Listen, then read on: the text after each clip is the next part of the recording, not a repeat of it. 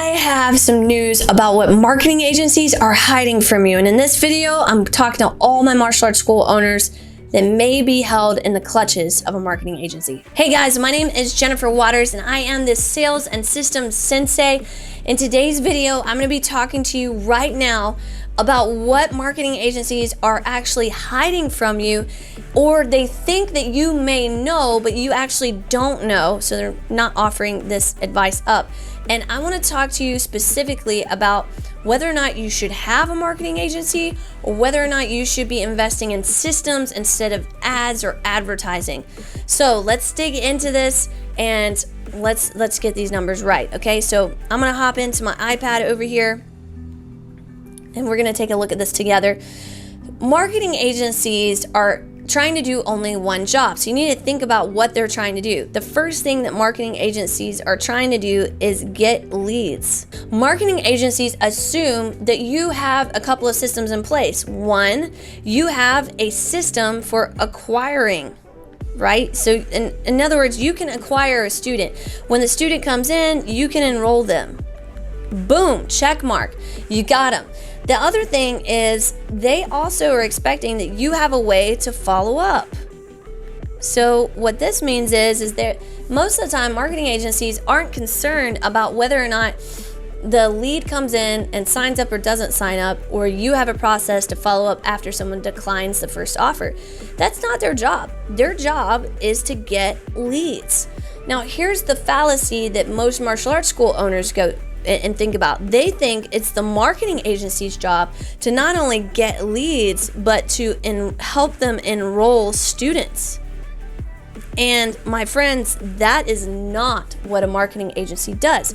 So if you go to a marketing agency and you think, okay, I'm going to them because they're going to help me enroll students, not just get leads, you're going at it from the wrong angle. Now, some marketing agencies are very upfront about this and they're like, look, you're gonna pay and you're gonna get leads, and that's, our thing, and then it's just up to you to enroll them, and that's all cool. But the problem with this is, do you know the cost of acquisition? And I'm just gonna show you guys today how to actually figure out what your cost of acquisition is and whether or not you can actually afford to pay for ads and whether or not it's a really good idea to do it. So we're gonna use something simple. We're gonna say that you want to enroll 10 students. Okay, so you're gonna enroll 10 students into your martial arts program. The next question you have to ask yourself is, how many of these people need to show for their intro, their free class, their trial, whatever, right? Let's just assume that you do a really good job. You have a 70% conversion rate. All right, 70% means that out of 14 people showing up to this appointment, I enrolled 10 of them. So I got 14 people to show during the month, 10 people actually enrolled. Woohoo! Good job. Now, when we talk about this, what do we actually have to do as far as set appointments? Okay, so you got your 10 students coming in the door, you've got 14 that have actually showed up, but how many did you actually set? Like, what was your show rate? Well, your show rate was right around 40%. So 40% of the appointments that you set actually showed. That means you had 35 appointments that you set, but only 40% of them showed. 40%, Jennifer, why is it not 50%, 60%, 70%? We're seeing this across all accounts, all across the world actually. Since post-pandemic, people are a little bit more shaky on actually showing up for stuff. I don't know if you noticed that or not, but it's the norm now. 40 to 50% of people that set appointments are actually gonna show, unless you have a really good way to get them to show up more. Now, here's the next thing. How many people did you have to talk to, right, that they actually answered the phone or they were doing some type of text messaging conversation? How many of those people did you actually have? Okay, so let's just say that out of these people that you talked to, right, that you were going, okay, you're so convincing, you got 70% of the people that you talked to actually set an appointment. So what that means is you need 50 leads, right? 50 leads. Oh, that's not bad. I just need 50 leads from Facebook in order to get 10 enrollments. No. That's the part that a lot of people are really screwed up on. They're really messed up on. Because here's the thing. you need what's called a lead pool. Okay, a lead pool is literally a pool of leads that you are talking to within a given month. Sometimes people don't answer their phone. So what happens to them? Where do you count them in this category? Like 50 people I talk to, but what's the actual number of leads that I need in my lead pool that I can then talk to on the phone or talk to via text? Well, let's say that you are able to get 30% of your lead pool in any given month to pick up the phone. 30% of those. Well, that means that if that was the case, I would need 166 leads in my lead pool. OMG, that's a lot of leads to generate, right? What if I actually talk to 40%, right? Instead, I'm really good at getting people to submit their information, gathering their information, and 40% of my lead pool is actually responsive. Well, that means I would have to have 125 leads. Not bad. Now, 50% of my lead pool is responsive, which I have not particularly seen this to be true, but hey, maybe you have a really responsive lead pool. The question then becomes, instead of us having to generate 50 leads, we actually have to generate 100 leads to put them into a lead pool that we can then go and reach. So let's do the math on that and actually determine if running ads alone is the best way for us to be able to generate 10 new enrollments. You can see right here, I've got 100 leads, and we're just going to use this as an example.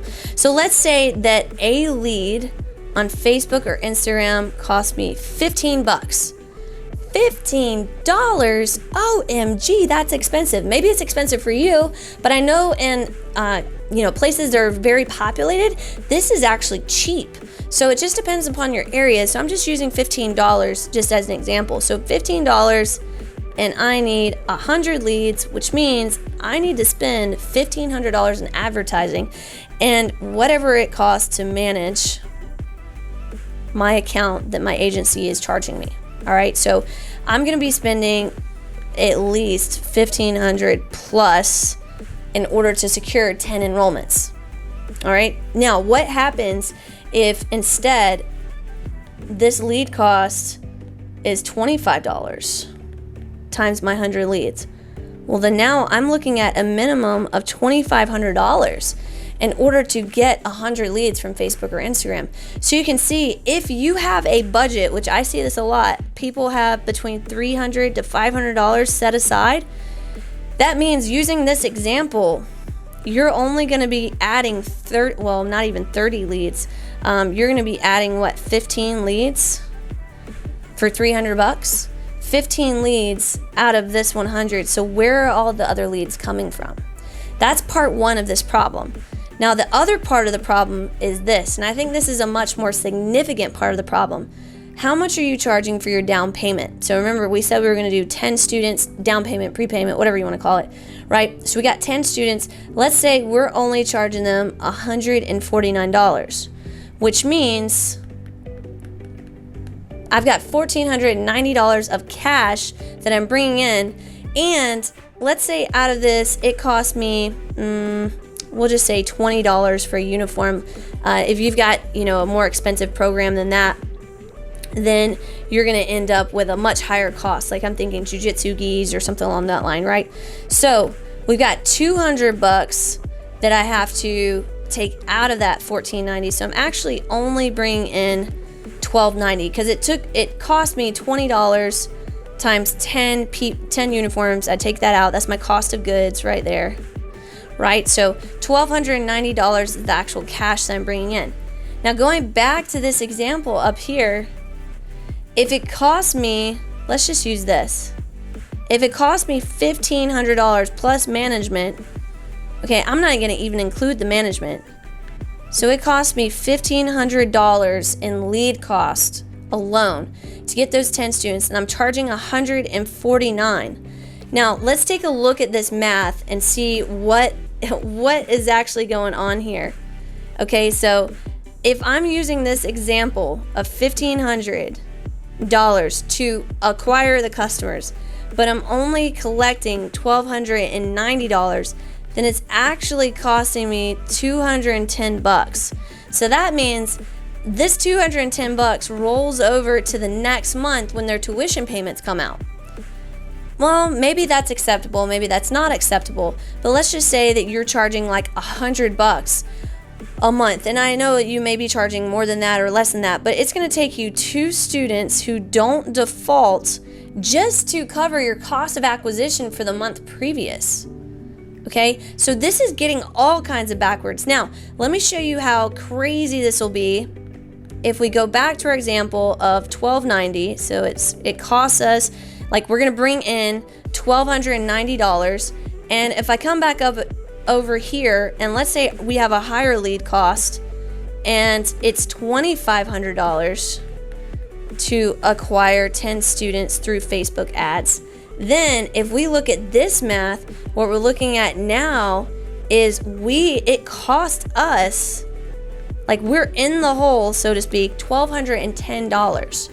This is why having your down payment in place and understanding what exactly is covered in the down payment, as well as how much does it cost you realistically in dollar amounts. Is it costing me 15, 25, whatever, to get these 10 students up here that I'm enrolling? Like, am I actually making money? In this example, I'm not making a dime. Matter of fact, I'm in the hole. And again, if I go back and I say that I'm only charging $100 a month and I enrolled 10 students, that whole next month's tuition went to paying for the previous month's ad costs. This is why you will never, ever get ahead if you don't get this under control.